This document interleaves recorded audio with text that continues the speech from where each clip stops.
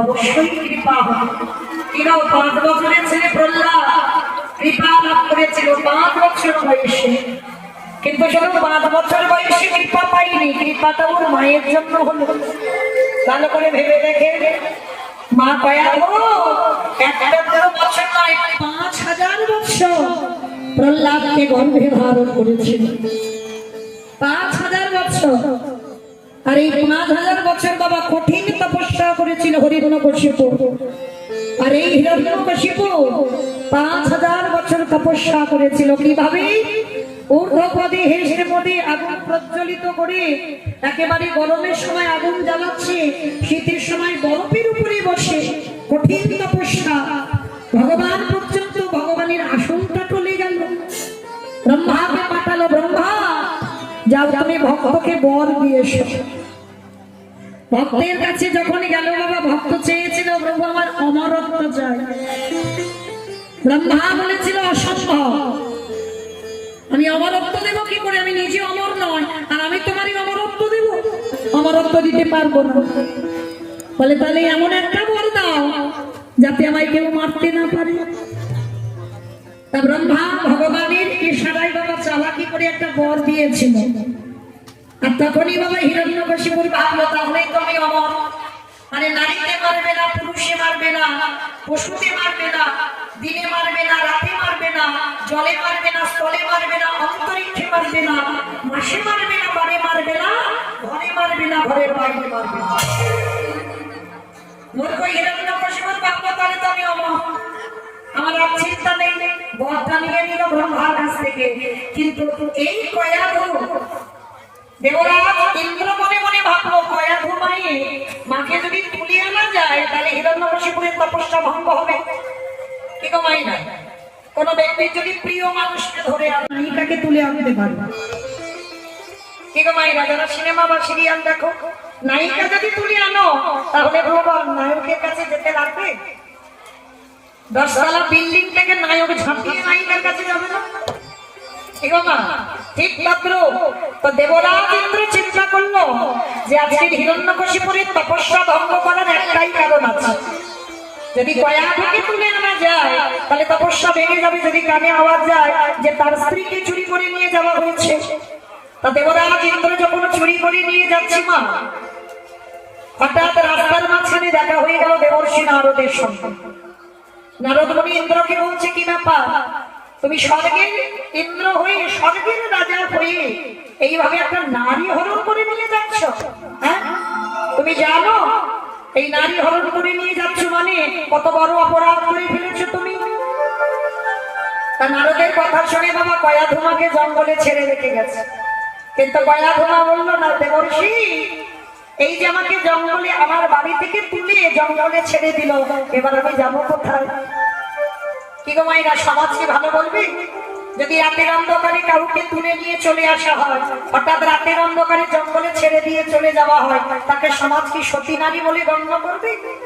হ্যাঁ, বিচারিণী বলবে, কলঙ্কিনী বলবে, অসতী বলবে। তা দেবর্ষি নারদ বলছে, মা কয়া দুই একটা কাজ করে, এই জঙ্গলে আমাদের একটা আশ্রম আছে, আজকে থেকে তুমি এই আশ্রমেই থাকো। তো কয়া ধুমা আশ্রমে ছিল, কিন্তু গর্ভবতী মা ছিল তখন। প্রতিদিন তুলসী পত্র চয়ন করা, চন্দন ঘষে দেয়া, ফুল দুর্বা চয়ন করে এনে দেওয়া, সাধু সেবা করত। প্রতিদিন সাধু সেবা, আর ওই আশ্রমে থেকে ভগবানের কর্মগুলো করে। কিন্তু কয়া ধুমা প্রতিদিন কাঁদে। ও মায়েরা বলো তো, কেন কাঁদে? স্বামীর জন্য না সংসারের জন্য? একদিনের স্বামীর জন্য কাঁদছে না, সংসারের জন্য কাঁদছে না। তাহলে কয়া ধুমা কাঁদছে কেন? এইটা দেবর্ষি নারদ প্রশ্ন করেছিল মা কয়াধুকে। কয়াধু, আমি প্রতিনিয়ত দেখি তুমি বসে বসে নিরজনে কাঁদো, কেন কাঁদো মা? কয়াধু তখন বলেছিল, তুমি যদি ভগবানের হরিনাম শোনাও, তুমি যদি নারদ হও, তাহলে তুমি কি জানো না আমার কান্নার কারণটা কি? জানি, খুব জানি। তুমি যে কেন কাঁদছো, কাঁদার কারণটা আমি জানি। তুমি জানো? বলো আমি কেন কাঁদছি। শোনো মা কয়াধু, তুমি যে কারণেই কাঁদছো, সে কারণটা কোনোদিন সফল হবে না। দেবর্ষি কাঁদছি কেন আগে তো বলো। কয়াধু কেন কাঁদছিল না? আশ্রমে থাকে তো মনে মনে ভয়। কারণ আমি যখন এসেছিলাম তখন আমি গর্ভবতী, আর এই আশ্রমে যদি আমার সন্তানটা জন্ম নেয়, সমাজ এই সাধুদের মুখে চুনকালি লাগিয়ে দেবে। অন্যায় আমি করলাম, অপরাধ আমি করলাম, আর এর জন্য গোটা সাধু সমাজ কলঙ্কিত হয়ে যাবে। কি বাবা, একটা আশ্রমে যদি একটা নারী থাকে, সেই নারী যদি গর্ভবতী হয়, সেই নারী যদি সন্তান আশ্রমে জন্ম নেয়, তাহলে সমাজ কি আশ্রমকে ভালো বলবে? বলবে না। কয়াধু ওই জন্য কাঁদে, এই ছেলেটার যদি আশ্রমে জন্ম হয়, সাধুদের মুখে চুনকালি লেগে যাবে। যেমন বাবা রাম রাবণের যুদ্ধে এই দুটো কারণ। প্রথম রামচন্দ্রের রাত ছিল, যখন সীতামাকে চুরি করতে এসেছিল রাবণ, কি রূপ ধরেছিল মা? সাধু, সাধুদের ধরে। এটাই ছিল রামচন্দ্রের প্রথম রাত। রেখে গিয়ে বলেছিল, রাবণ, জগতে এত রূপ ধরবার ছিল, তুমি অন্য কোন রূপ ধারণ না করে তুমি একেবারে সাধুদের মুখে চুনকালি লাগিয়ে দিলে। কিসের জন্য লাগালে? সাধু নামে কলঙ্কিত হয়ে গেল। এটা ছিল প্রথম রাত, রাবণের প্রতি। আর দ্বিতীয় কারণটা কি? সীতামা বলেছিল, প্রভু সোনার হরিণটা ছুটে যাচ্ছে, হরিণটাকে আমায় একটু ধরে দাও। সীতামা বায়না করলো। আচ্ছা মা, আপনারা কি বলে?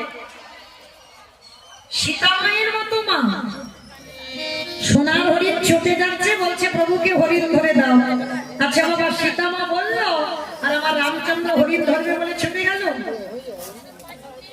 একটা বাচ্চাকে জিজ্ঞেস করে দেখো, আরে বাবা, সোনার হরিণ কোনোদিন ছোটে? সোনার হরিণ কোনোদিন এক জায়গা থেকে আরেক জায়গা যায়? একটা বাচ্চা ছেলে বলে দেবে বাবা সোনার হরিণ ছোটে না। তাহলে একটা বাচ্চা যদি বলে, তাহলে আমার রামচন্দ্র কি জানে না যে একটা মরিচি রাক্ষস? হ্যাঁ, স্বপ্ন হরিণের রূপ ধারণ করেছে। আর সীতামা বললো, আর আমার রামচন্দ্র ছুটে গেল হরিণ ধরতে। বলে না ভাই, ওইটা তো আসল তত্ত্ব নয়। রামচন্দ্র ভালো করে জানতো তার বউ চুরি হবে। যিনি বিশ্বের স্রষ্টা মালিক ভগবান বাবা, তিনি জানে না যে আজকে রাবণ তার বউ চুরি করতে আসবে? সবকিছু ভগবানের হিসাব করা আছে, সবকিছু করা আছে। তাহলে হরিণটা ধরতে বললো, আমার রামচন্দ্র ছুটে গেল কেন? রাম যদি হরিণে ধরতে না যেত, রাবণ কোনোদিন সীতা চুরি করতে আসতো না। আর সীতা যদি চুরি না হতো, লঙ্কাতে লঙ্কি প্রতিষ্ঠা হতো না। লঙ্কাতে যদি লঙ্কি প্রতিষ্ঠা না হতো, তুলসী বৃক্ষরোপণ হতো না। তুলসী গাছের পাতা না হলে কোনোদিন প্রসাদ হতো না, প্রসাদ না হলে মহাপ্রসাদ হতো না, সেই মহাপ্রসাদ ভক্ত সেবা না করলে কৃষ্ণ প্রেম ভক্তির উদয় হতো না, কৃষ্ণ প্রেম ভক্তির উদয় না হলে রাবণের বংশ কোনদিন উদ্ধার হতো না। ওই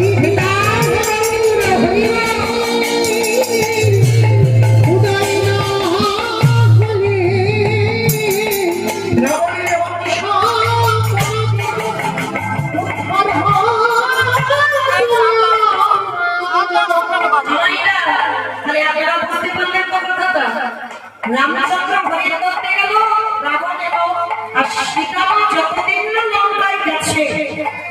এই জায়গায় আমি একটা কথা শুনে রাখেন, যে বাড়িতে তুলসী গাছ হয় না মধ্যেই জন্মায় না, আর যতবার তুলসী গাছ পথে দেবে না তুলসী গাছ মরে যাবে। আমি বলছি না, এটা শাস্ত্র বিধান। যতবার এই বাড়িতে তুলসীর বৃন্দাবন হয়ে থাকে মনে করবে চারিদিকে মা লক্ষ্মী একেবারে ছড়াছড়ি করবে। যেদিন গেল সীতামা তারপরে তুলসী গাছ হলো লঙ্কা, আর তুলসী গাছ যখনই বেঁচে রইল ওই পাতা ভগবানের ভোগে দিয়ে প্রসাদ, ভগবান উচ্ছিষ্ট করলে মহাপ্রসাদ। রাবণের 1 লক্ষ ছেলে আর 16 লক্ষ নাতি, কৃষ্ণ প্রেম ভক্তির উদয় হলো, তারপরে রাবণের গোটা বংশটা উদ্ধার হলো। এই কারণে রাম রাবণের যুদ্ধ, অন্য কোনো কারণ নয় যে ভগবানের বউকে চুরি করে নিল বলে ওই জন্য রাম রাবণের যুদ্ধ না। এটা আসল তত্ত্ব নয়, দুটো কারণ। একটা হচ্ছে সাধুদের দিকে ছোটকালি লাগালো কেন, অন্য ধরতে পারত। ঠিক তদ্রূপ আজকে বলেছিল আমার মনে ভয়, সাধুদের আশ্রমে যদি আমার এই সন্তান জন্মা সাধুদের মুখে চুনকালি লেগে যাবে।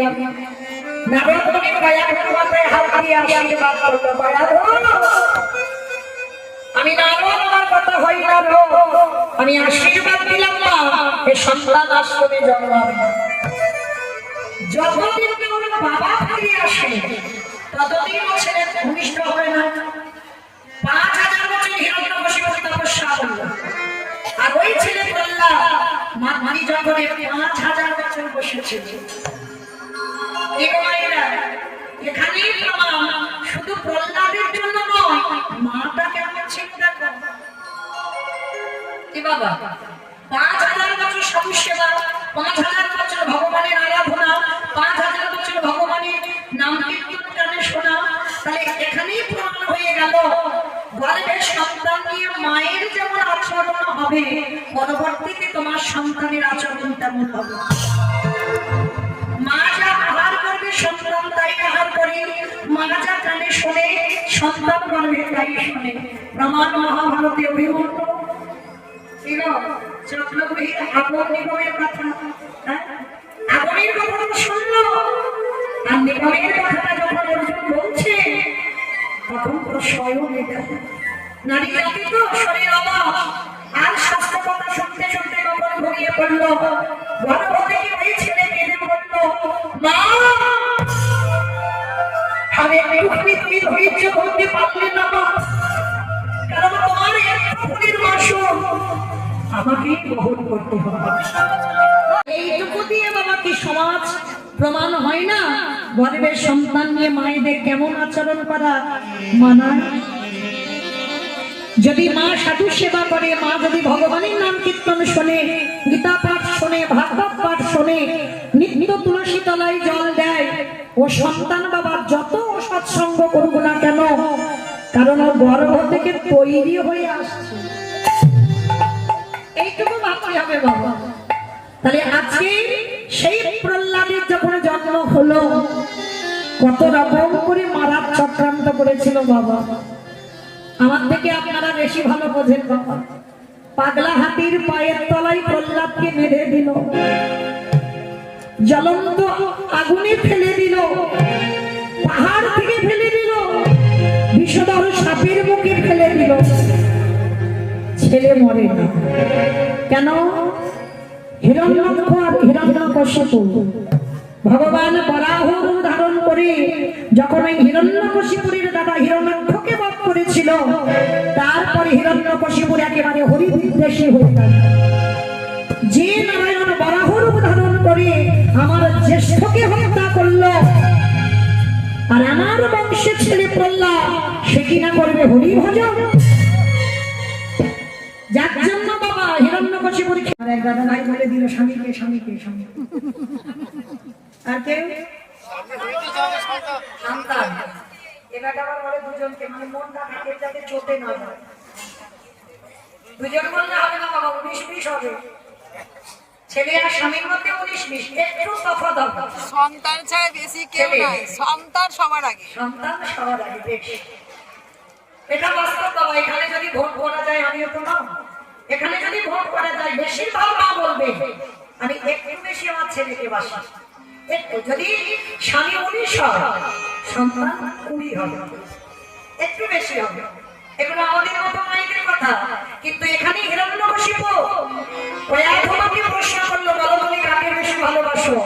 প্রয়াগমা কোনো চিন্তা ভাবনা না করে একবারকে বলেছিল আমি আমার স্বামীকে বেশি ভালোবাসি।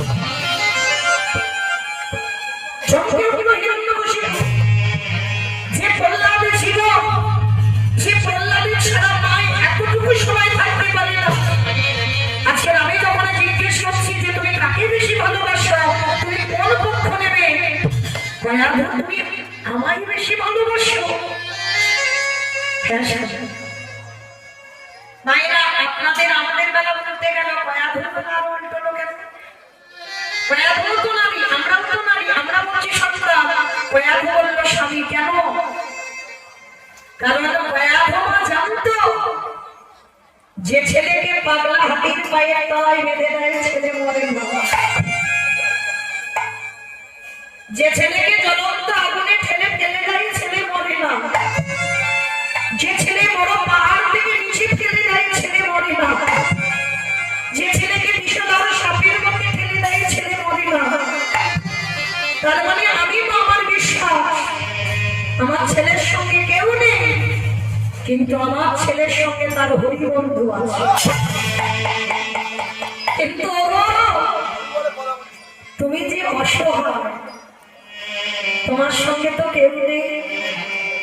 আমার ছেলের সঙ্গে ভগবান আছে, আমি যদি নাও থাকি হয়ে যাব, কিন্তু আমার স্বামী যে বড় অসহায়, ওর কাছে কেউ নেই। তাই আমি আমার স্বামীর পক্ষে নিলাম। বাহ, এই না হলে আমার সহধর্মী যাও ছেলেকে একটু খাইয়ে এসো। 3 দিন প্রহ্লাদ হরিনাম করেছে বলে তাকে তো কারাগারে দিয়েছ, তাকে শরীরের মুখ দেখতে দাওনি, তার কোনো কিছু খেতে দাওনি 3 রাত 3 দিন। শুধু একটু হরিনাম করেছে বলে, ভগবানের নাম করেছে বলে। আজকে কি আমার হলো স্বামী, তুমি আমাকে বলছো আমার প্রহ্লাদকে আমি খাইয়ে আসবো? হ্যাঁ, আমার মনে হলো ছেলেটা কষ্ট পাচ্ছে, তুমি খাইয়ে এসো। কি খাওয়াতে যাবো স্বামী? হিরণ্যকশিপু তো খুব রাগ, কি খাওয়াতে যাবো? তোমার ছেলের জন্য, তোমার ছেলে যেটা ভালোবাসে, তোমার ছেলের জন্য আমি নাড়ু বানিয়েছি। তুমি নাড়ু করেছো? হ্যাঁ, তুমি মা খাওয়াতে পারো, আমি বাবা নাড়ু করে খাওয়াতে পারি না, কিন্তু আমি যাবো না ওর কাছে, তুমি খাওয়াতে যাবো। তুমি নাড়ুটা কি দিয়ে করেছো? শুনবে, এই নাড়ুর বাইরে আছে ঘি, আর এই নাড়ুর ভিতরে আছে ঝাল। সত্যি যদি তুমি আমার সহধর্মী যদি আমায় ভালোবাসো, এই নাড়ুটা তুমি তোমার প্রহ্লাদকে খাইয়েছো। চিৎকার করে বলো মায়ের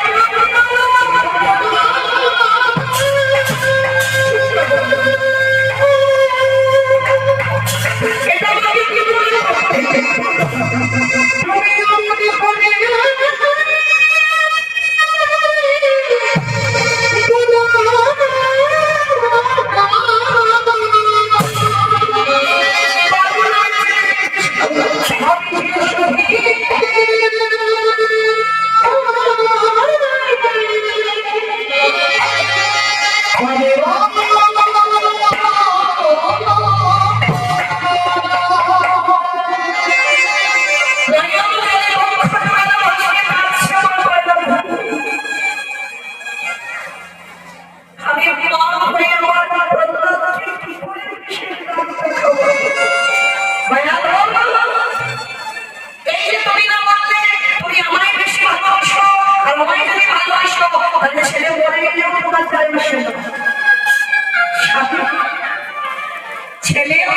অলক্ষে হাত পেতে যায় আসে না, কিন্তু আমি মা কি করে ছেলের মুখে বিষ তুলে দেব?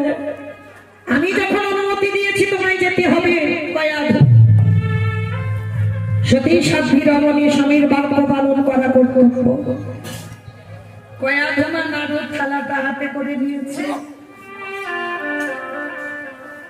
ভিতরে কয়াধুর, ভিতরে আছে প্রহ্লাদ, বাইরে আছে কয়াধুমা কারাগারে। যেই না কয়াধুমাকে দেখেছে, 3 রাত দেখতে পাইনি তো, 3 রাত খাওয়াও কিছু নেই, জলস্পর্শ করেনি, খেতেই দেয়নি প্রহ্লাদকে মারার জন্য। কিন্তু মা যে পক্ষে কৃষ্ণ রয় তার কি অপমৃত্যু হয়? যে জন কৃষ্ণচরণ সার করে, এই পৃথিবীতে কোনো অবস্থা এখনো জন্ম নেয়নি কৃষ্ণ ভক্তকে বিনাশ করতে পারে।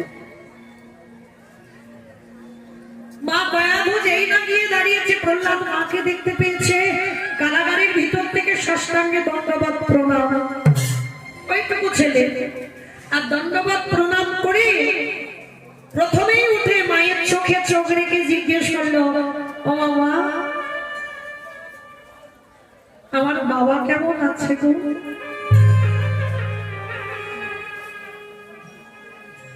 কি গো মায়েরা, এমন ছেলে দেখাতে পারবেন যে বাবা এত কষ্ট দেয়, যে বাবা ছেলেকে মারবার জন্য কত পরিকল্পনা করেছে? কারাগারে মাকে দেখে প্রথমে জিজ্ঞেস করলো, বলো না মা, আমার বাবা কেমন আছে? কয়াধু বলে উঠলেন, প্রহ্লাদ তোর দেহটা কি দিয়ে গড়া? যে বাবা তোকে এত কষ্ট দেয়, এত কাঁদায়, এত জ্বালা যন্ত্রণা দেয়, আর তুই প্রথম আমাকে দেখে বলছিস তোর বাবা কেমন আছে? ওইটুকু ছেলে প্রহ্লাদ বলে উঠেছিল, মাগো, কে বলল তোমায় আমার বাবা মাই কষ্ট দেয়? কে বলল তোমায় আমার বাবা মাই কাঁদায়? সুখ দুঃখ দেবার মালিক একজন, আমার হরিবন্ধু। তুমি ভুল বুঝছো মা, আমার বাবা মাই কষ্ট দেয়নি, বাবা মা 3 রাত কারাগারে রাখেনি গো। আমার হরিবন্ধু চেয়েছে আমি 3 রাত কিছু খাবো না, 3 রাত কষ্ট পাবো, তাই তুমি পেয়েছি। কি গো মায়েরা, আর আমাদের মতো মূর্খ জীবনে কিছু কষ্ট হলে বাবা লোকের ঘাড়ে চাপিয়ে দিই, অমুকের জন্য আমার জীবনটা বরবাদ হয়ে গেল, কিংবা বলেন না, অমুকের জন্য আমার সংসারের এই অশান্তিটা শুরু হলো, দিব্যি আমি ভালো সংসার করছিলাম। কি বাবা বলেন অনেকে, অপরাধ নিও না মা, কাউকে দোষ দেওয়ার আগে দোষটা নিজের দাও, দোষটা নিজেকে দিতে হবে বাবা। কেউ কারোর জন্য দায়ী নয়, তোমার কর্মই তোমাকে সুখ দুঃখ দেবে। ওই যখন দুঃখ হচ্ছে মা তখন ঠাকুরের কাছে গিয়ে কাঁদছ, আর যখন জীবনে সুখ আসছে ওই তখন তো গিয়ে ভগবানের কাছে বলো না, হে দয়াময় আজকের অমুকের জন্য আমার জীবনে এত খুশি। কিনা এখানে একজন ভক্ত বলতে পারবেন? তাহলে এই সময় যখন ভগবানের কাছে জানাও না, তাহলে জীবনে যখন দুঃখ আসে কিসের জন্য ভগবানের কাছে গিয়ে বলো, ঠাকুর আমার জীবনে দুঃখ কেন এলো? সুখের সময় যখন জানাওনি, ঠিক তদ্রূপ দুঃখের সময়ও জানাতে নেই, কারণ সুখটা যেমন ভাবে উপভোগ করেছ এই দুঃখটাকে তেমন ভাবে উপভোগ করতে হবে। তাহলে আজকের কয়াধুর সন্তান প্রহ্লাদ জগৎকে শিক্ষা দিয়ে দিল ভাগবতে, সুখ দুঃখ দেবার মালিক একজন হরিবন্ধু। কে কতটা সুখ পাবে আর কে কতটা দুঃখ পাবে এর ভাবনা আমার ভগবান ভেবে রেখেছে। তোমার কর্মই তোমাকে নিয়ে যাবে সেই দিকে। এইবার কারাগারে কয়াধু নামটা হাতে আছে, প্রহ্লাদ দেখা মাত্রই বলে উঠল, মা ও মা, আমি 3 রাত খাইনি বলে তুমি আমার জন্য নাড়ু এনেছ? দাও না মা, বড্ড খিদে পেয়েছি, আমার যে উদর জ্বলছে খিদে, একটা নাড়ু দাও না। মা বলছে না বাবা, এই নাড়ু খেতে চাস না তো? ও মা, তুমি তো আমার জন্য এনেছো নাড়ু না? না বাবা, তুই 3 রাত ছিলিস, যেমন উপবাসে তেমন থাক, এই নাড়ু খেতে চাস না? না, আমাকে একটা নাড়ু দাও। মা দয়া তো কিছুতেই নাড়ু দেবে না। আর এত খিদে পেয়েছে প্রহ্লাদের, কারাগারের ভিতর থেকে ওই নাড়ুর থালা থেকে একটা নাড়ু কেড়ে নিয়েছে। আর যেই কেড়ে নিল,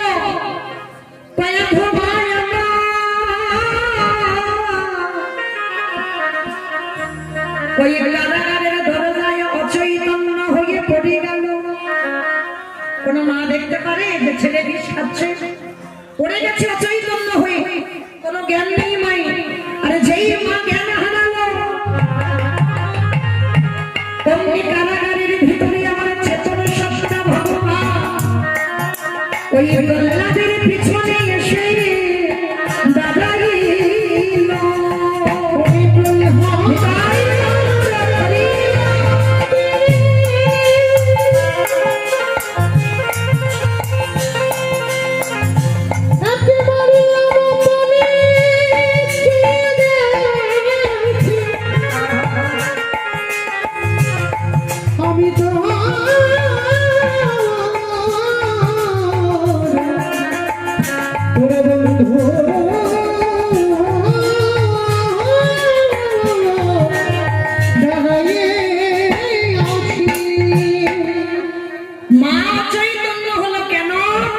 সব নয়নে ভগবান দর্শন হয় না। মায়েরা, যে মা কয়া 5000 বছর প্রহ্লাদকে গর্ভে নিয়ে সাধু সেবা করলো, সেই মা ভগবান দেখতে পাচ্ছে না। কারণ ভগবান সব নয়নে দেখা যায় না। দত্তস্য বা সব মানে সর্বস্ব, তালেবে সব সবে মানে মরা। যারা দাঁড়িয়ে আছো, বসে আছো, কীর্তনিয়া সম্প্রদায়, এইগুলো তালেবে সব সব মানে মরে আছি। এই মরা চোখে কোনোদিন ভগবান কৃপা হবে না। এইবারে যেই মা মায়া তো অচৈতন্য কারাগারের ভিতরে এসেছে আমার হরিবন্ধু, সবে নাড়ুটা প্রহ্লাদ বদনে দেবে, ভগবান হাতটা ধরেই টেনে নিয়েছে। তাই একা একা খাচ্ছিস যে বড়, আমায় একটু দিবি নে? শিখি, আমি 3 রাত খাইনি, সবে একটা নাড়ু পেলাম, তুমি আমার কোথা থেকে হাজির হলে? সে কি রে, আমায় ভুলে গেলি এত তাড়াতাড়ি? আমি তো তোর হরি বন্ধু, আমায় একটু দে না রে ভাই, আমারও খিদে পেয়েছে। তুই তো আমার বন্ধু, তুই খাসনি বলে আমিও 3 রাত 3 দিন খাইনি। প্রহ্লাদ তো সোজা সাধন ছেলে, হায় হায় হায় হায়, আমি খাইনি বলে তুমি খাওনি? ঠিক আছে বাবা, আগে তুমি খাও, তারপরে আমি খাবো। সোজা সাধন ছেলে। এইবার নাড়ুটা প্রহ্লাদ বদনে দিতে গেছে, এখনো দেয়নি। ওই নাড়ু এইবার ভগবানের বদনে দিল। ভগবানের ভিতরে যে কালপুর বিষ ছিল, সেই বিষ ভগবান সেবা করল। ভগবান কতটা দিল তার প্রতিমূর্তি ভক্তের জন্য। ভগবান আমার বিষ খেয়ে আজ হজম করে না। বুঝি ভোটাই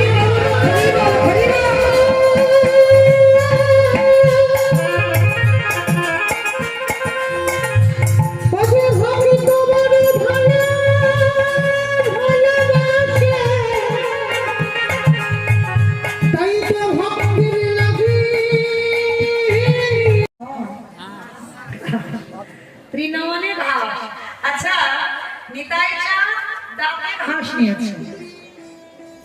আচ্ছা বাবা, হরিনাম করবে কো, দাঁতে ঘাস নেওয়ার কি আছে? এটা আমি বলছি না কিন্তু বাবা, বৈষ্ণব পাদা বলি।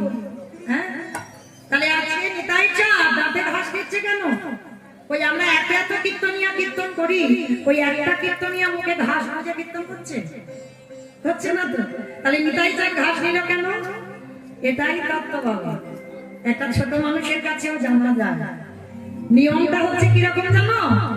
ওইটা আমার মহাপ্রভুর আমলের নিয়ম।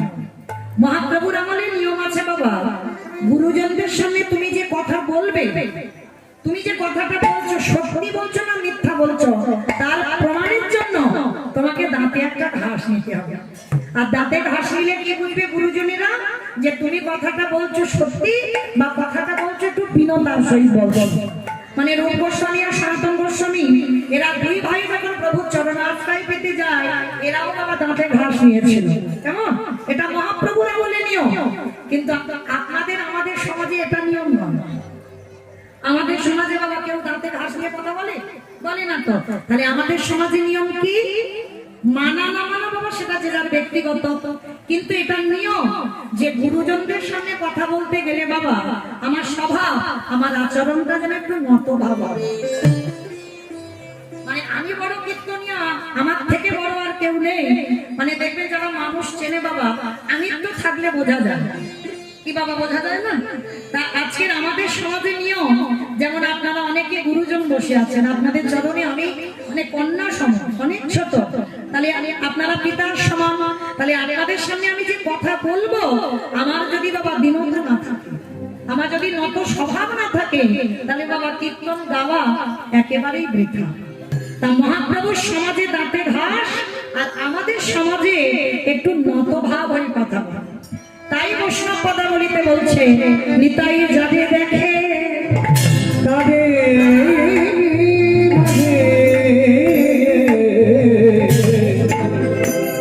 আজ দন্ধে তৃণ ধরি ধরি রে তোমরাই আমাদের, তোমরাই আমাদের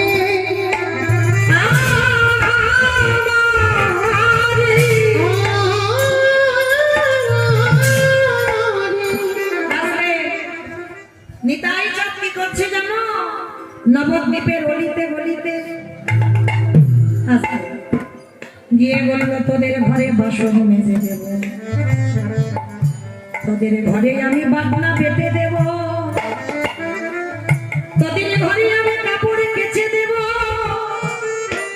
তোরা যা বলবি আমি তাই তোদের সংসারে কাজ করে দেব। মাইনে দিতে হবে না, তোদের সব কাজ আমি করে দেব, যা যা বলবি। আমি নয়, নিতাই চাঁদ বলছে সব কাজ করে দেব, কিন্তু বিনিময়ে তোদের সবাইকে একটা কাজ করতে হবে। করবি? সবাই বলছে হ্যাঁ করবো। বলো তুমি সব যদি কাজ করে দাও, আর তোমার একটা কাজ আমরা করতে পারবো না, বলো কি করতে হবে? তোরাই আমাদের, তোরাই আমাদের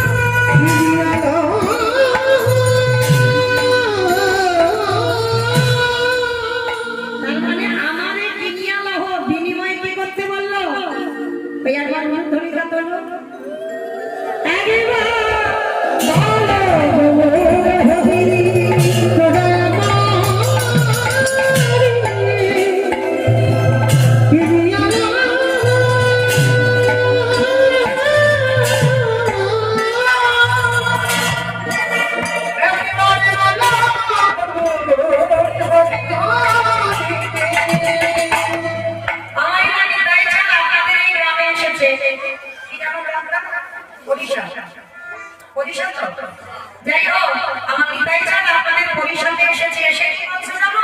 পাইকারি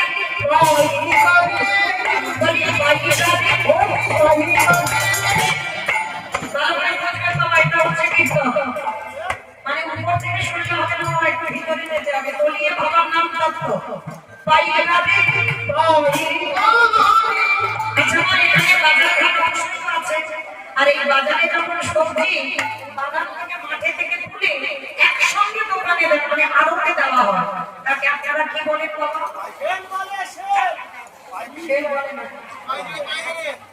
পাইকারি। পাইকারি দেওয়া, আমার ডায়মন্ড এলাকায় বলা হয় পাইকারি, মানে সবজি পাইকারি। হ্যাঁ, আজকে নিতাই চাঁদ হরিনামের ব্যাপারটা নিয়ে পরিষদে এসে কি বলছে? পাইকারি। মানে অন্য গ্রামেরও শুধু আপনাদের নামে হরিনামটা দিচ্ছে, আর একটা মানে হচ্ছে বাবা একটু তলিয়ে দেখেন, পাইকারি পাইকারি পাইকারি পাইকারি মানে পাইকারি মানে একসঙ্গে দিচ্ছি, আর একটা মানে হচ্ছে পাইকারি মানে হরিনামটা যে দেব পরিষদে তেমন মানুষ পাচ্ছে না, সব পাচ্ছে না মানুষ, দেবে কোথা? শেষে বাবা নিতাই চাঁদ বিরক্ত হয়ে গেছে, সারা গ্রামে গ্রামে ঘুরছে, দেখতে পাচ্ছে না কোথায় হরিনাম দেব। শেষে এক জায়গায় দিয়ে দিয়েছে, কোথায় জানো? দোহগানে, ওই যে দোহগানে আমার পানের দোকান, স্টেশনারি দোকান, খেলনা দোকান, আইসক্রিম দোকান, কোন দোকানে দিল? ফুচকা দোকান। বাহ, আমার থেকে কত অভিজ্ঞতা দেখেন, মানে আমার থেকে আপনারা বেশি জানেন। দোহগানে যারা দোকানে ঘুরে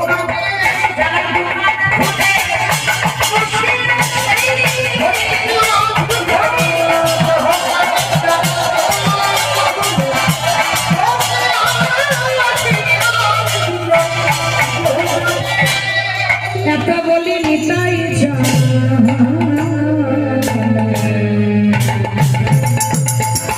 ভূমি বড়ি যা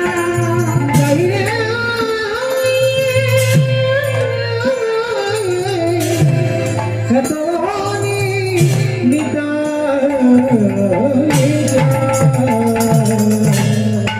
ভূমি বড়ি যা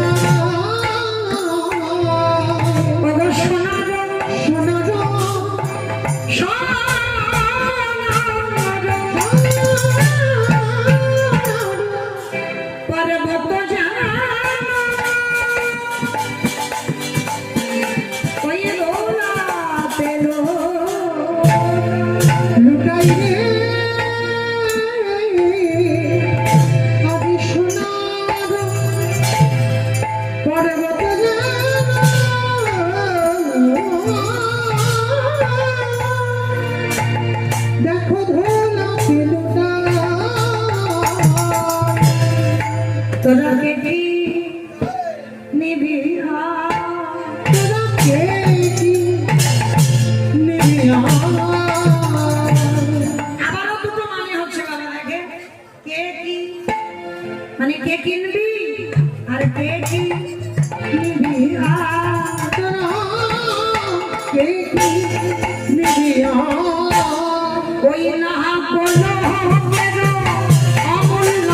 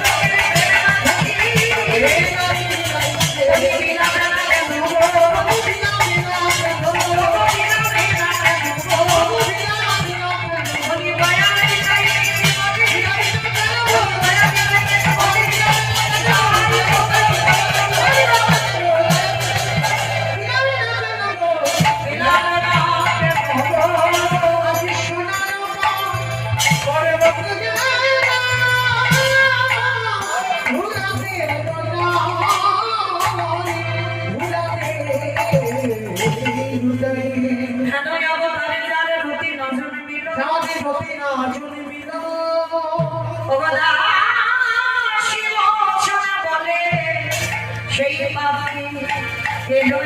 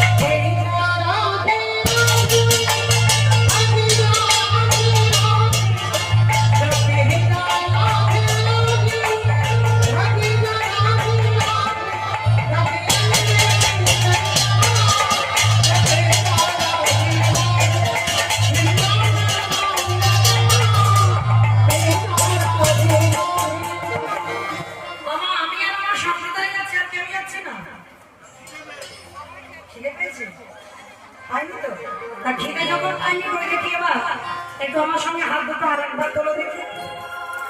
মা কালী দিদি বলছে আর বলবো না, এবার তো শেষ। তোলো দেখে সবাই একসঙ্গে তালে তালে বলো বলি কেমন? তো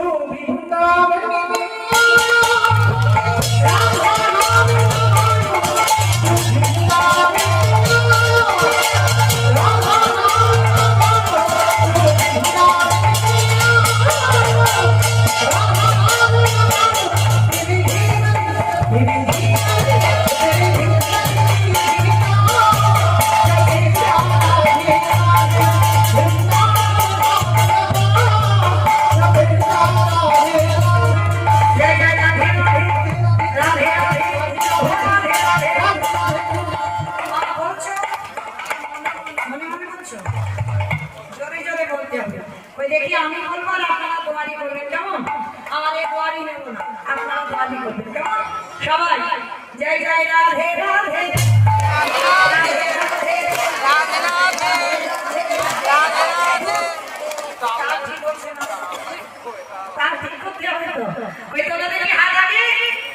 আমার মতো করে বলবে কেমন? আমি যেমন তালে তালি দেবো কেমন?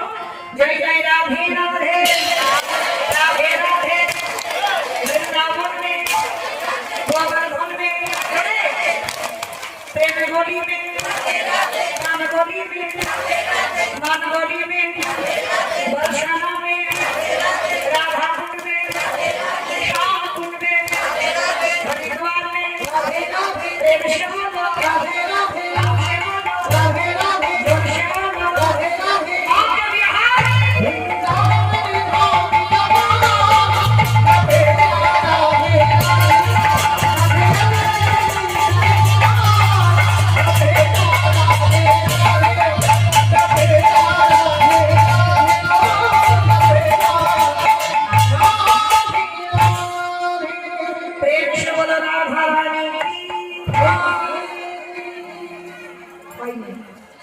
আমার পরিষদে ঝগড়াটা হয়তো আমাকে বলেছে হয় সেইভাবে অবস্থা বের করো বলে রাধা রানী কি একটু বলতে হয় আল্লাহ ভোলা তো ওই জন্য তো যাই হোক বৃন্দাবনেশ্বরী কি যমুনা মাইয়া কি নন্দবাম কি উচ্চারণ কি দর্শনম কি ভক্তবৃন্দ কি হরিবাসের ধন কি সাধুগুরু বৈষ্ণব কি আপন আপন গুরু চরণ কি কমিটি ভাই সব হরিনাম যজ্ঞ কি মহাপ্রসাদ কি আজকে আনন্দ কি হৃদয় গৌরব কি পৌঁছে গেল বৃন্দাবন। বৃন্দাবনে বাবা বহু মন্দির আছে, জানা গেছেন অবশ্যই দেখবেন। বৃন্দাবনে ওই বহু মন্দিরের মধ্যে একটা মূল মন্দির হলো বাঁকে বিহারী লালের মন্দির। যারা গেছেন অবশ্যই দর্শন করেছেন। বারবার বাবা ভগবানকে অনেকক্ষণ দর্শন করতে পারবে না, এই বাঁকে বিহারী লালকে অনেকক্ষণ দেখা যায় না, সর্বদা তো ভিড় তো থাকবে। আর একটা করে পর্দা বারবার টেনে নেওয়া, মানে ভক্ত ভগবানের নয়নে অনেকক্ষণ মিলন হবে না। এই মন্দিরটা যদি গিয়ে থাকেন জানবেন, অবশ্যই যাবেন, এটা যেহেতু মূল মন্দির। এইটাই হলো বৃন্দাবনের বাঁকে বিহারী লালের মন্দির। তাহলে বৃন্দাবনে যিনি ছিলেন বঙ্কুজি, পরবর্তী দিনে বাবা বঙ্কু বিহারী লাল হয়েছে। কিভাবে হলো? মানে ভক্ত ভগবানের নাম একত্রিত হয়ে গেল। মানে যিনি বৃন্দাবনের বঙ্কুজি ছিল এখন বঙ্কু বিহারী লাল। তাহলে এই বিহারী লালটা কোথা থেকে এলো, সেটি কি, তার পরিচয়, বাড়ি কোথায়, আজকে আমরা সবটাই জানবো লীলার মধ্যে। আস্বাদন হবে বৃন্দাবনে বঙ্কু বিহারী লাল। চলুন আমরা প্রবেশ করলাম লীলায়। আজকে আমরা পরিষা থেকে হাঁটতে হাঁটতে যাব উত্তরপ্রদেশ। গাড়ি ঘোড়া নয় মা, এত লোকের টিকিট নেই আমার কাছে, ওই জন্য হেঁটে হেঁটে যাবো। মানে কতদিন সময় লাগবে মনে আছে তো? তাহলে আজকে হাঁটতে হাঁটতে আমরা যাবো উত্তরপ্রদেশ, কেমন? বৃন্দাবন। কিন্তু মা এই পরিষা এটা বর্ধমান, পূর্ব না পশ্চিম? পূর্ব পূর্ব বর্ধমান। বেশ, তাহলে বাবা আপনারা ভাগ্যবতী, বড় ভাগ্যবান, কারণ যাকে নিয়ে লীলাটা হবে না সেও বর্ধমানেরই ছেলে। হ্যাঁ, ওই জন্য বললাম ভাগ্যবতী ভাগ্যবান। তাহলে এই বর্ধমান, যেহেতু আপনাদের বর্ধমানের মানুষ, এই বর্ধমান পরিষদ থেকে হাঁটা শুরু করলাম। এক টানা বাবা উত্তরপ্রদেশ যাওয়া যায়? অসম্ভব। এক টানা যাওয়া যাবে না। একটা জায়গায় গিয়ে আমরা আশ্রয় নিলাম, যে জায়গাটা ভক্ত জন্মাবে ওখান থেকে আবার যাবো বৃন্দাবন। কেমন? তাহলে গেলাম কোথায়? বর্ধমান টাটোয়া কাঞ্চননগর গ্রাম। বর্ধমান জেলায় কাটোয়া কাঞ্চননগর গ্রাম। আর এই কাটোয়া কাঞ্চননগরে এক জনমুখী মা বাস করতেন, যে মায়ের নাম হচ্ছে মায়াবতী ঘোষ, আর তার স্বামীর নাম ছিল দ্বিজ ঘোষ। ও মায়েরা, ভগবান কৃষ্ণ কাদের ঘরের ছেলে গো? গোয়ালা ঘরের ছেলে। আর যে কীর্তন গাইছে কাদের ঘরের মেয়ে গো? গোয়ালাদের ঘরের মেয়ে। আর যাকে নিয়ে নিকাটা হবে সেও সেদের ছেলে। কেমন? তাহলে তিনজনই একত্রিত হয়ে আমাদের লীলা সাধন হোক। তাহলে আজকে এই মায়াবতী ঘোষ আর দ্বিজ ঘোষ, এরা স্বামী স্ত্রী দুজন প্রসাদ ভোজন। প্রসাদ ভোজি মানে এই নয় বাবা বাজার থেকে কিনে এনে রান্না করে ভগবানকে দিলাম না। এরা মাধবী মাধবী করে যা কিছু পেত সেটা রন্ধন করে আমার ভগবানকে ভোগ লাগাতো। দেখেন মায়াবতীর স্বামী দুটো চরণ ধরে বলছে, স্বামী একটা কথা বলবো। কি কথা গো মায়া? ও স্বামী, আজকে তুমি বেঁচে আছো, আমি বেঁচে আছি, আমার প্রভুর সেবা হয়, কিন্তু যদি আমরা দুই লোকে থাকবো না, আমার প্রভুর সেবা করার দায়িত্ব আমি কার হাতে দিয়ে যাবো? তাই প্রভুকে পারে না কৃপা করে আমাদের ঘরে একটা পুত্র সন্তান দান করতে। দ্বিজ ঘোষ বলে ওঠে, মায়া আমার কথা বলো না, তুমি কেন ভুলে যাচ্ছ? সন্তানের জীবনে সুখ দিতে পারি না, সন্তানের কাছ থেকে সারা জীবন তুমি কষ্ট ব্যথা বেদনা ছাড়া তুমি ভালো কিছু পাবে না। আমি কি মহাভারতে গান্ধারীর মতো 100 ছেড়ে চাইছি তাই আমার কষ্ট পেতে হবে? আমি তো একটা ছেড়ে চাইছি। মায়া, 100টা ছেলের মার যে জ্বালা, 5টা ছেলের মার যে জ্বালা, একটা ছেলের মার তার থেকে জীবন জ্বালা। কেন ভুলে যাচ্ছ? রামচন্দ্র 14 বছর বনে গেল, দশরথ রামের জন্য তো কেঁদে কেঁদে অন্ধ হয়ে প্রাণটা দিল। রামের জন্য হয়নি? তাহলে কিসের জন্য বলছো? পুত্রের সুখ নেই মায়া, পুত্রের শান্তি নেই। আর তাছাড়া তুমি ভুলে যাচ্ছ ভগবানের কাছে চাইলে কম পড়ে যাও, না চাইতে এত কিছু দেয় যে তুমি রাতবারে জায়গার কাছে পাবে না। চলো চলো, আমাদের আরতির সময় হয়ে গেল, সেবা পূজার সময় হয়ে গেল, তুমি কিসের জন্য এখনো অপেক্ষা করছো? চলো, স্বামী স্ত্রী দুজনে মিলে সন্ধ্যাবেলায় মন্দিরে যেতে ভগবানের কাছে কাঁদে আর বলে, হে দয়াময়, বলো কেন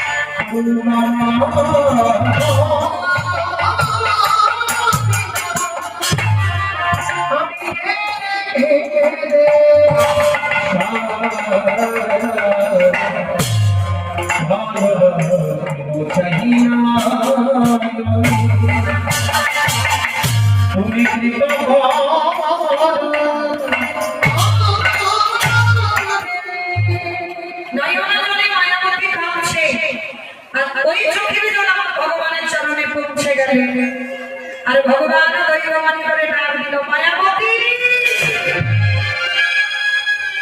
তোমার পূজায় তোমার সেবাই বড় সন্তুষ্ট মায়া।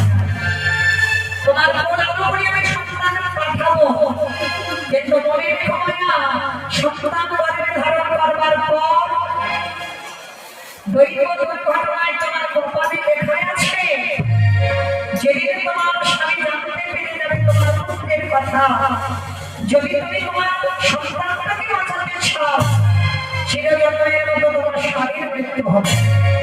আর যদি তুমি তোমার স্বামীকে বাঁচাতে চাও, চিরজন্মের মতো গর্ভের সন্তান গর্ভেই মারা যায়। চিৎকার করে বলে উঠলো, দয়া মা, আমি আমার জন্য সন্তান চাইনি। আমি বলেছিলাম আমার অবর্তমানে তোমার সেবা দেবে, আর তোমার জন্য সন্তান চেয়ে সারা জীবন আমার বৈধব্যতা পেতে হবে। হ্যাঁ মাতা, এটাই তোমার ললাটে লেখা আছে।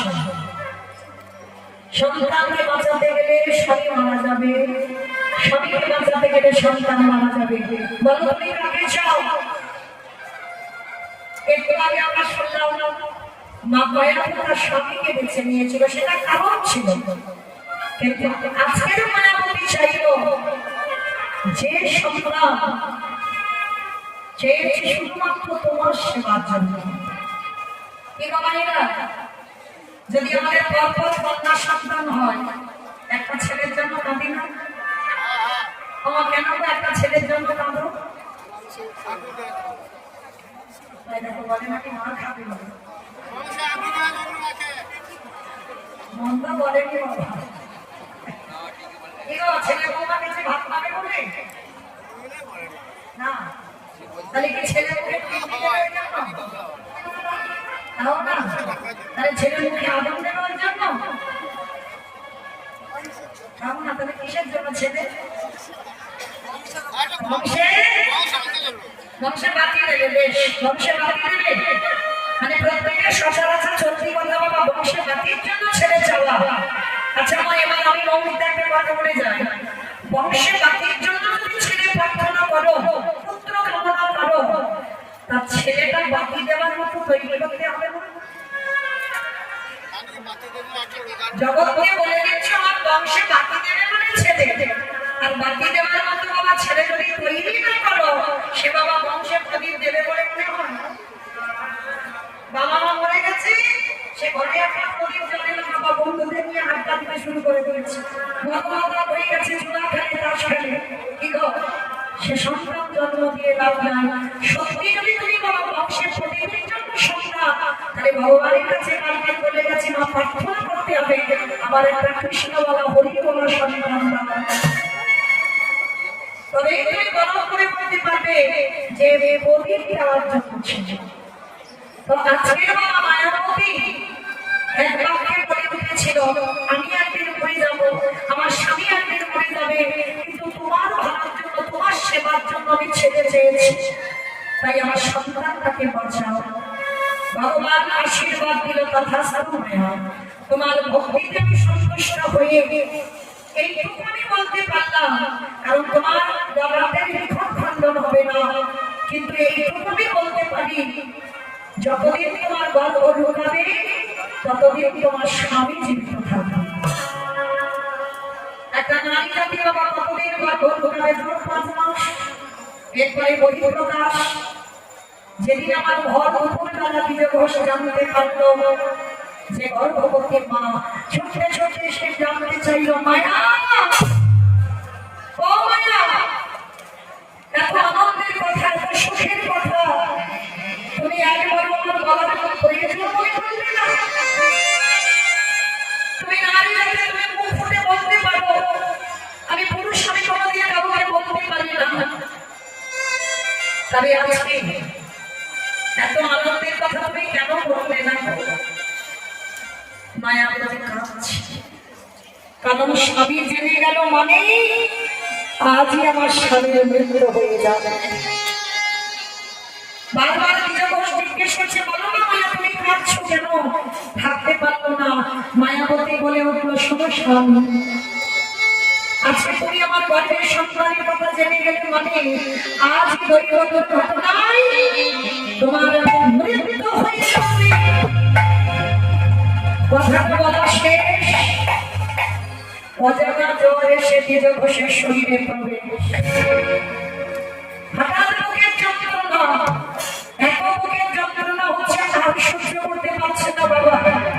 ভুলভাই গড়াগড়ি যাচ্ছে, আর চিৎকার করে বলছে মায়াবতী, মায়াবতী, আমার মৃত্যুর পর যে সন্তান তোমার গর্ভে আছে, এই সমাজ তাকে তোমাকে বলবে বিচারিণী, সমাজ তোমাকে বলবে কলঙ্কিনী।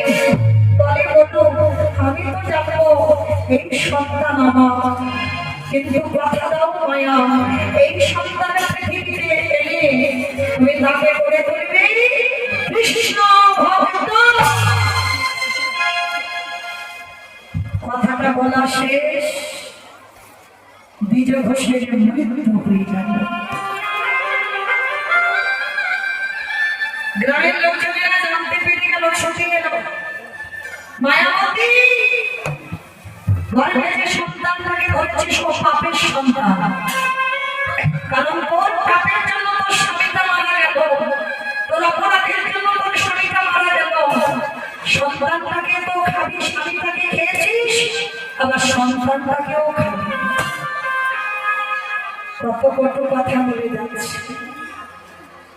স্বামীর মাথাটা নিয়ে কাঁদে আর বলে, দয়াময়, আমি তো তোমার কাছে বলিনি সুখ দাও, শান্তি দাও,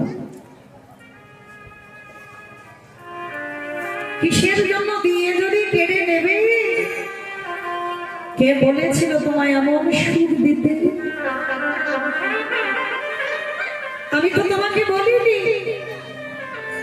যে আমার সন্তানটাকে বাঁচিয়ে রাখা, তাহলে সব দিয়ে যদি কেড়ে নেবে? কে বলেছে আমার এই সংসারে দিতে? ও গো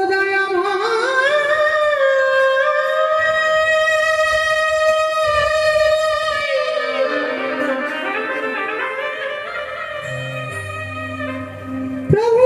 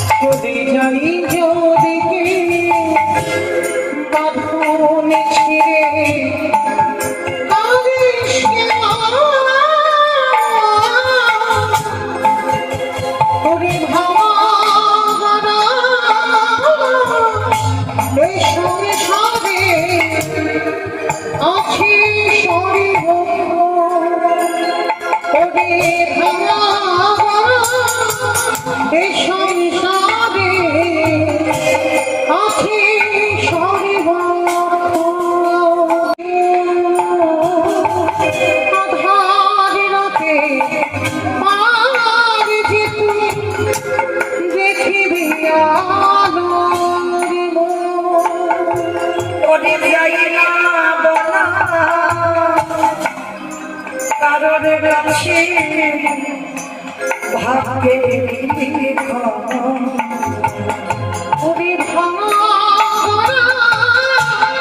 এই সংসারে আছে যদি যাই যদি বাঁধন ছিঁড়ে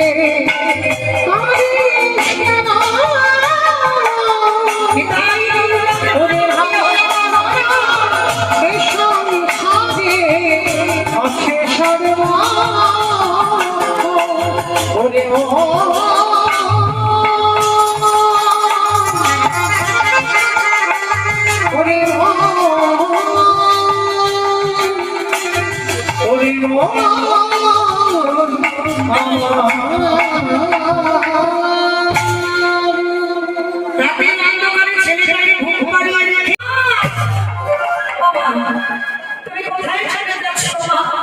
কথা দিলাম কোনোদিন আমি তোমার কাছে আর খেতে চাইবো না, আমি কোনোদিন বলবো না আমার খিদে পেয়েছে, কিন্তু মা তুমি আমার ছেলে কোথাও চলে যাবো না।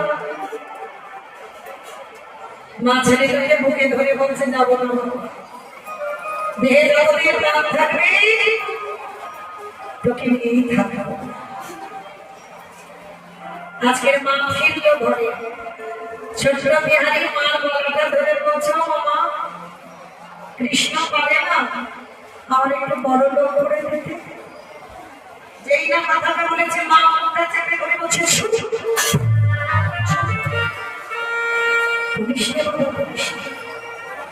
বড় লোক হতে চাস খোকা, বড় লোক হলে তো কৃষ্ণ ভুলে যাবে, এটা বাস্তব নয়। যতদিন তুমি কম রোজগার করবে চলার মতো ততদিন ভগবানকে ভালোবাসতে পারবে। আর ভগবান বাবা যত টাকা দিতে দিতে অর্থ দিতে দিতে একতলা দুতলা তিনতলা চারতলা যত তালা বাড়বে তত তোমার জ্বালাটা বাড়বে। এটা বাস্তবে মেনে নেবেন না। আর ভগবানের কাছে যদি কোনোদিন কিছু চাইতে হয় একটা জিনিস চাইবে,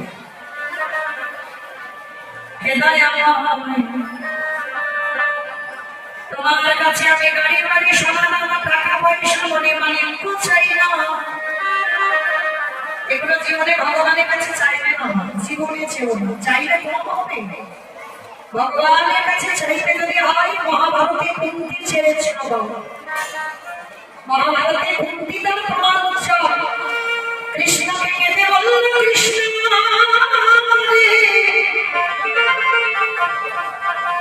এই জগতের সংসার আছে, যদি আমাকে কিছু দিতে চাস বাবা তুই যখন দ্বারকায় চলে গেলি যে যা চাইল তাকে তাই দিয়ে দিল, আর আমাকে তো কিছু দিয়ে গেলি রে, আমাকে কিছু দে। ও পিসি তুমি আমার পিসি বলো তুমি কি চাও? পিসি বলে যদি একান্ত করে পিসি বলে মনে হয় যদি আমায় কিছু দিতে চাস কৃষ্ণ তাহলে একটা হবে আমায় দিয়ে যা, এই জগতে যত দুঃখ কষ্ট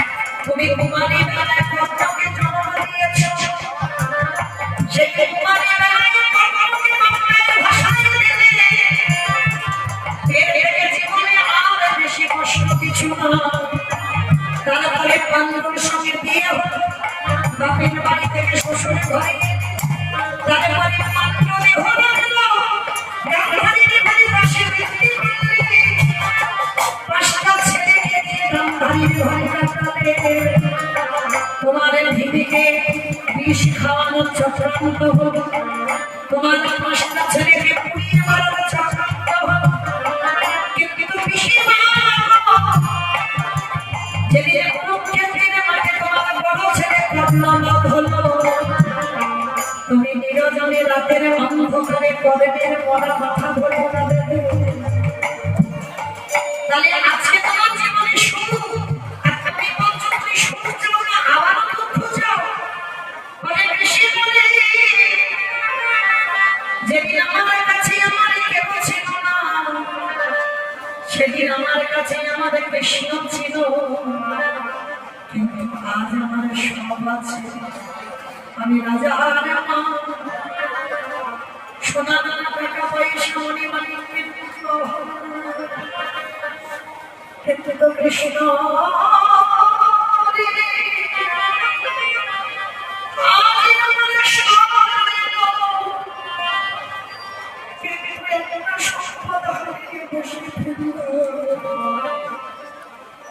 কি হারিয়েছে কৃষ্ণ? যেদিন আমার কেউ ছিল না তুই ছিলিস, আজ কৃষ্ণ চরণ আমি একা আমি চাহি না কৃষ্ণ হরি দিয়া আমায় দুঃখ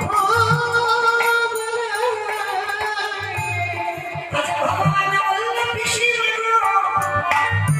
তোমার মতো করে যদি জগতে একজন ভাবতে পারতো তাহলে আমি ভগবান হয়ে কি করতাম জানো? আমি জানো আমি তাদের হয়ে তোমার মতো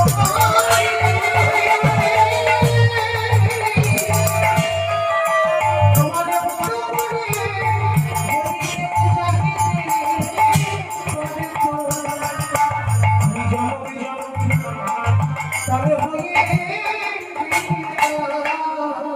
সেদিন আমার কুন্তিমা বলেছিল কৃষ্ণ আমার মনে হয় তোর মতো আপনজন আর পৃথিবীতে কেউ না, কিন্তু আমরা গরিব মানুষ আমরা বুঝতে পারি না।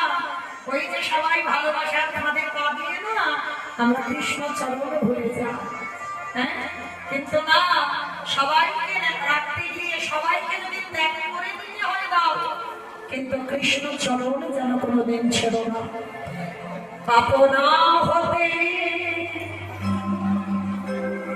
হাওয়া বনে যাবে কেনা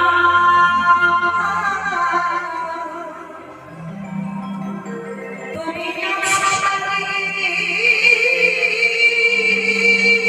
তুমি আপনা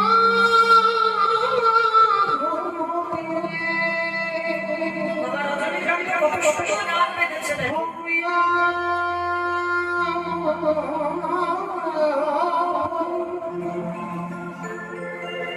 যারে কেহ নাই,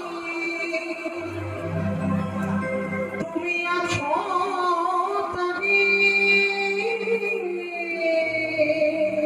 সবে বেছে কথা ভাবেছ যে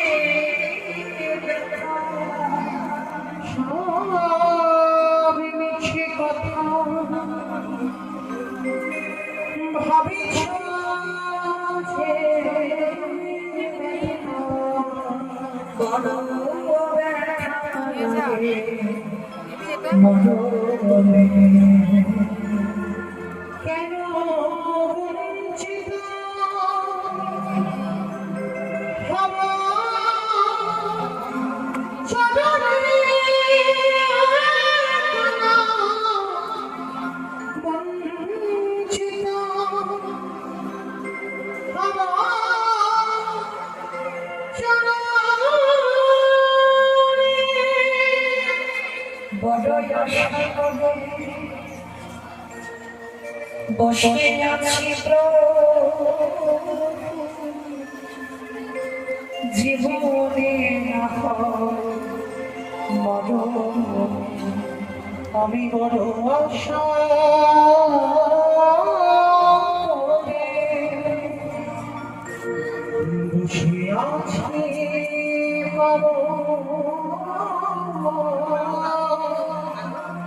জীবনে না হয় মরণে কেন বঞ্চিত আমার চরণে বঞ্চিত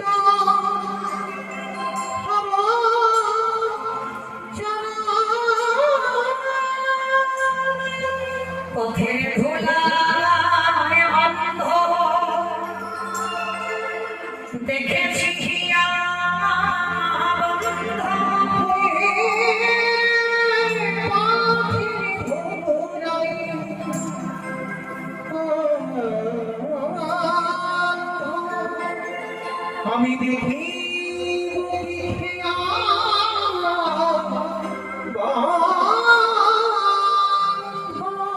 পারে বসতে করো বলে পাপি তাই পরে বসে করো বলে পাপি কেন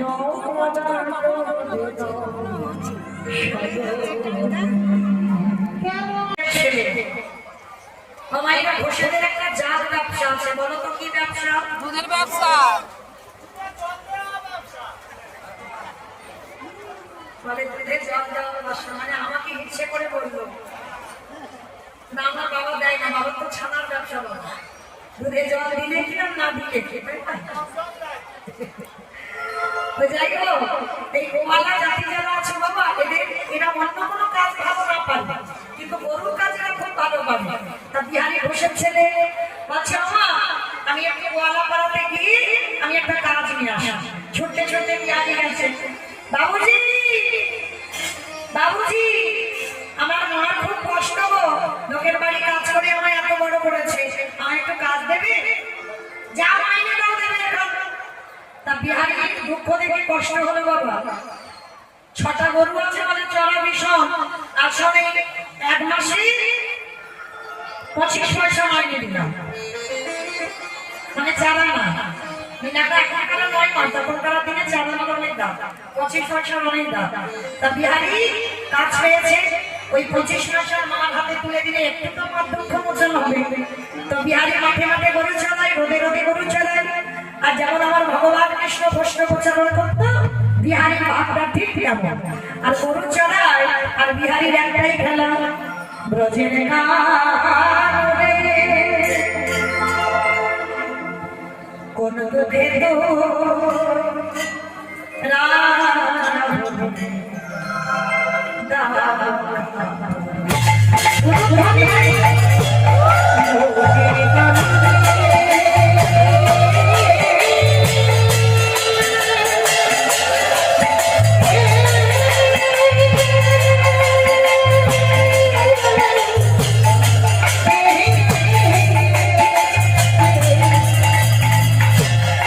Okay.